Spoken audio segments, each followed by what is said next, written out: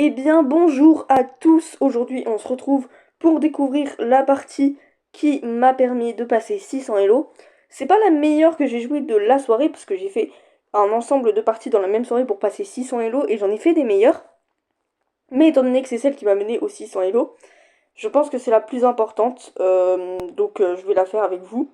Ça va me permettre également de vous montrer quelques erreurs que j'ai faites et que je peux identifier. Bon, par contre, je vais revenir beaucoup plus tôt parce que sinon ça va être trop long. Let's go. Donc ici j'avais les blancs et je joue E4, il joue E5, j'attaque avec mon cavalier ici et il joue son fou. Ici ça attaque deux fois la case D4 que je ne peux défendre qu'une seule fois. Donc je mange le pion, qui est d'ailleurs en prise, hein, j'avais oublié, oui, ici le pion était en prise. Je le mange. Il avance son cavalier, je vais manger ce pion. J'essaye de faire un échec et mat que j'ai déjà vu et que j'avais réussi à faire lors d'une partie précédente que je vous montrerai sûrement dans une autre vidéo. Malheureusement, ce sacrifice aura été en quelque sorte vain, même si ça m'a permis de déroquer son roi. Et surtout, très important, et bien tout simplement de faire en sorte que ce dernier déplace, se déplace au centre de l'échiquier et au final soit totalement hors de contrôle. Ici, il recule, je peux pas manger le cavalier parce que sa dame défend, donc je mets en échec.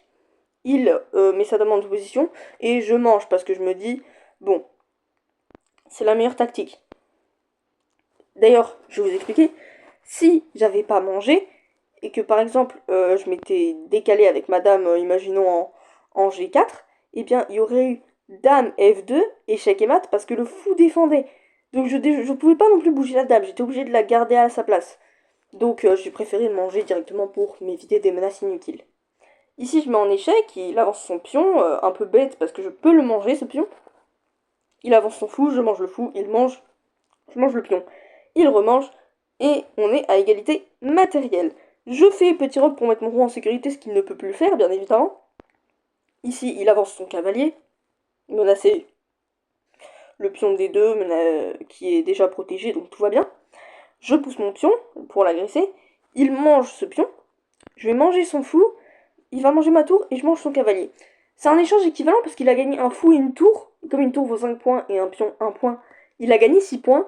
Et moi j'ai mangé un cavalier et un fou, ça fait 6 points aussi. Échange équivalent, tout va bien. Ici, il menace de faire une découverte, donc j'avance mon pion en G3 pour ensuite pouvoir positionner mon fou en F4 pour bloquer l'échec. Bon, ça clouerait mon fou, mais je pense que je préfère faire ça parce que comme il a deux tours, c'est un peu plus dangereux. Il fait la découverte, je bloque avec mon fou, et il commence à développer son cavalier. Je fais de même, bien évidemment. Très important. Et là, il menace d'aller en C2 pour attaquer ma tour. Étant donné que le pion en A2 est déjà défendu par le cavalier, et ben moi, je déplace ma tour tout simplement en C1. Ici, la tour est aussi défendue par le fou, mais même si malgré le fait que le fou est cloué, donc c'est pas ouf. Il bouge sa tour pour pouvoir peut-être doubler les tours. Ici, j'avance mon roi pour peut-être se positionner en G4 et déclouer le fou. Il avance un peu sa tour, évidemment, pour doubler les tours. Je menace sa tour, il doit la bouger, il double les tours, ça y est, c'est bon, c'est fait. Et je mange son cavalier d'ailleurs, car en vérité, ici, j'avais fait une fourchette. Le truc, c'est qu'il aurait pu manger son cavalier, et ça, je l'ai vu qu'après. C'était une erreur, mais mon adversaire ne l'a pas vu, il a fait également une erreur, et ça m'a permis de gagner le cavalier. À ce moment-là, je suis plus 3 au niveau du matériel. Il décide de se déplacer avec son roi, voilà. Bon, on joue, voilà, comme ça, comme ci, comme ça. Et là, il avance son pion. Je suis obligé de reculer mon cavalier, et il avance encore un coup. Et là, je fais une imprécision. Je mange le pion en H4. Sauf que du coup, le fou, il était défendu par ce pion. Ce qui fait que du coup, maintenant, il peut manger ce fou, qui est gratuit, tout simplement, parce que je peux pas le manger, il y a sa tour qui défend. Je bouge mon roi. Il mange le cavalier, là, il est en plus 2. Je bouge encore mon roi. Il me met en échec. Il a oublié ma tour en C1. Je le mange, bien évidemment. Là, il bouge sa tour. Je suis encore une fois à plus 3. En termes de pièces, j'ai 3 pions de plus. Je continue de jouer, de me développer. Voilà, là, on entre dans la finale. Hein. Tour contre tour. On mange, ça remange, etc. Je vais avancer parce que jusque-là, il n'y a que des échanges équivalents. Voilà, j'essaye de pousser un pion jusqu'à dame, il le bloque. J'essaye d'en pousser un autre, ça marche pas. Bon, c'est pas dingue quoi. Voilà, j'avance. Et là, attention. Parce qu'il s'est bloqué dans un coin. Et je vais faire une erreur ici, une grosse erreur même. Parce que là, je vais jouer H7. Et bon, là, il y a désistement. Mais pourquoi c'est une erreur, vous allez me dire? Bah parce qu'en fait, il peut plus bouger son roi. Parce que H8, c'est contrôlé par le pion. G7, c'est contrôlé par le roi. Il peut pas non plus bouger ce pion-là. Le seul coup qu'il peut alors jouer, c'est soit de bouger sa tour sur cette ligne, ce qu'il ne va peut-être sûrement pas faire, hein. Peut-être qu'il pourrait, mais bon, parce que sinon il y a dame. Le truc, c'est que bah, ici, il aurait pu manger en D7 le pion.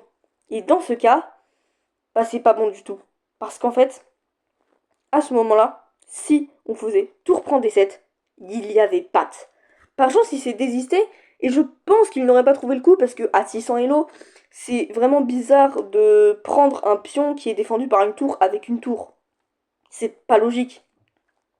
Et pourtant, ça aurait été beaucoup plus pratique et j'aurais pas pu faire vraiment d'autres coups en fait. Parce que si j'avais par exemple bougé ma tour, il aurait pu bouger avec sa tour également. Bon, ensuite j'aurais menacé un mat en allant sur cette colonne, enfin sur cette ligne. Donc au final, tout aurait bien été. Mais fallait quand même faire gaffe parce que ça pouvait se jouer comme ça. Enfin bref.